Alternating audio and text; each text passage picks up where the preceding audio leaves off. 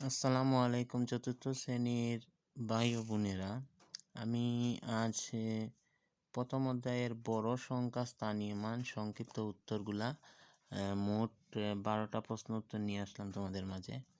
1 লক্ষ সমান কত হাজার? 1 লক্ষ সমান কত হাজার? প্রথম প্রশ্ন। আপনাদের সহজের জন্য আমি আগে প্রশ্নগুলা তুলে ফেলছি। 1 লক্ষ সমান কত হাজার? আমরা জানি 1 লক্ষ সমান 100,000। 100,000। পরের প্রশ্নটা হলো 1,65,43,213 লিখতে কয়টি কমা ব্যবহার করতে হবে? প্রথম প্রশ্নটা হলো 1,65,43,213 লিখতে কয়টি কমা ব্যবহার করতে হবে? উত্তর হলো 3টি। তোমাদের বোঝার স্বার্থে আমি এটা অঙ্কে লিখে বুঝিয়ে দিচ্ছি। প্রশ্নে লেখা ছিল 1,65,43,213 সংখ্যাটিতে এখানে একটি কমা বসবে, এখানে একটি কমা বসবে, এখানে একটি কমা বসবে, মোট 3টি কমা বসলো। পরের প্রশ্নে আসো। 3 নম্বর প্রশ্ন। 3 নম্বর প্রশ্নে হলো অঙ্কের স্থানীয় মান কি? প্রশ্নটা হলো অঙ্কের স্থানীয় মান কি? উত্তর হলো যে মান সংখ্যায় অবস্থিত, যে মান, আমি উত্তরটা লিখে দিচ্ছি, যে মান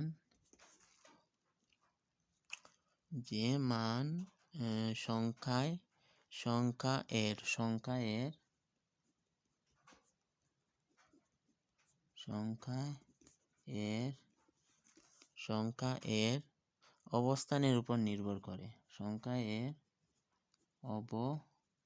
অবস্থানের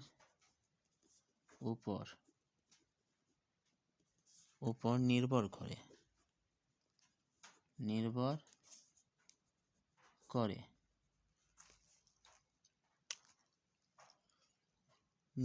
করে তাকে স্থানীয় মান বলে। আমরা এখন পরের পৃষ্ঠায় যাব। পরের পৃষ্ঠায় প্রশ্নের মধ্যে হলো 98,563 সংখ্যাটিতে 9 এর স্থানীয় মান কত? উত্তরটা হলো 9 এর স্থানীয় মান। আমরা জানি যে সামনে আরেকটা প্রশ্ন আছে, সেখানে গেলে পাবে যে স্থানীয় মান সংখ্যা কোন দিক দিয়ে পড়তে হয়। আমরা জানি সবাই যে স্থানীয় মান সংখ্যার ডান দিক থেকে পড়তে হয়। তাহলে আমরা যদি ধরি এটা হলো একক, দশক, শতক, হাজার, অযুত, তাহলে 9 হলো অযুদে, তাহলে উত্তর হবে অযুত, মানে 9। আমরা 5 নম্বর প্রশ্নে এসে পড়ি। 5 নম্বর প্রশ্নের মধ্যে আছে যে একক, দশক, শতক, হাজার, অযুত, লক্ষ, নিযুত হলে আছে এখানে 89,25,369 সংখ্যাটিতে 3 এর স্থানীয় মান কত? আমরা জানি 3 এর স্থানীয় মান 3 আছে একক, দশক, শতকে, তাহলে উত্তর হবে 300। পরের প্রশ্নে আসি। 6 নম্বর প্রশ্ন। 6 নম্বর প্রশ্নের মধ্যে বলা হয়েছে 8,52,235 এবং 8,82,235 সংখ্যাদ্বয়ে কোন স্থানের অঙ্কদ্বয় সমান নয়? কোন স্থানের? আমরা দেখি তো, এখানে এককে 5 আছে, এখানে 5 আছে, এখানে 3 আছে, এখানে 3 আছে, শতকে এখানে 2 আছে, এখানে 2 আছে, হাজারে এখানে 2 আছে, হাজারে এখানে 2 আছে, অযুদে এখানে আছে 8, এখানে আছে 5, তাহলে অযুদে, উত্তর হবে অযুদ। অযুদ। আমরা 7 নম্বর প্রশ্নে আসি। প্রত্যেকটি অঙ্ক মাত্র একবার ব্যবহার করে 4, 2, 1, 3 অঙ্কগুলো দ্বারা গঠিত বৃহত্তম সংখ্যাটি কত? তাহলে আমরা জানি বৃহত্তম বলছে এখানে।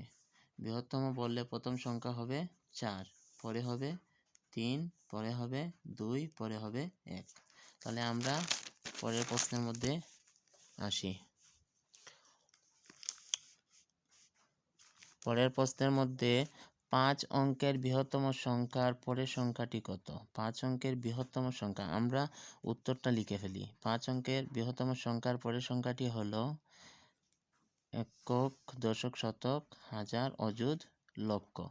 এটা উত্তর হলো কিভাবে আমি বুঝিয়ে দেই। 5 অঙ্কের আমরা জানি 5 অঙ্কের বৃহত্তম সংখ্যা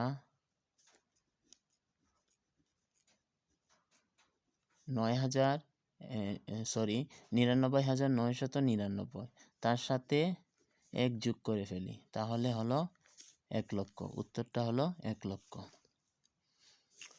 পরের প্রশ্নের মধ্যে আছে 97,827 সংখ্যাটির পরের সংখ্যাটি কত? পরের সংখ্যাটি, তাহলে আমাদের শেষের দুইটা সংখ্যা আছে, সেই দুইটা সংখ্যা দেখব।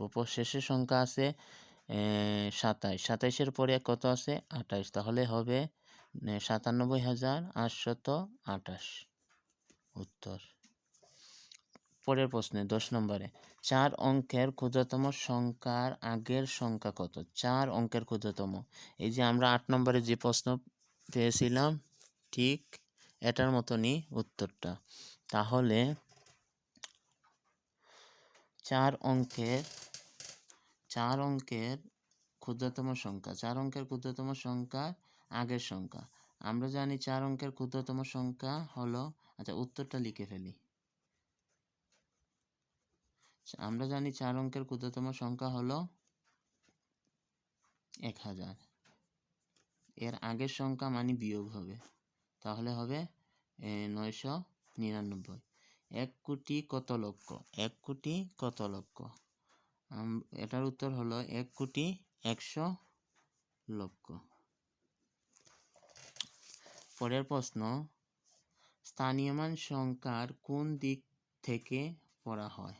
আমরা এটার উত্তর হলো ডান দিক থেকে। ডান দিক থেকে। Thank you. কারো যদি প্রশ্ন থাকে তাহলে প্রশ্ন করতে পারো। আমি প্রশ্নগুলো আবার নতুনভাবে দেখিয়ে দিচ্ছি। প্রথম প্রশ্নটা ছিল 1 লক্ষ কত হাজার? 1 লক্ষ 1000। পরের প্রশ্ন ছিল 1 কোটি 65,43,213 সংখ্যা লিখতে কয়টি কমা ব্যবহার করতে হবে? 3টি। পরের প্রশ্ন ছিল অঙ্কের স্থানীয় মান কি? যে মান সংখ্যায় এর অবস্থানের উপর নির্ভর করে তাকে স্থানীয় মান বলে।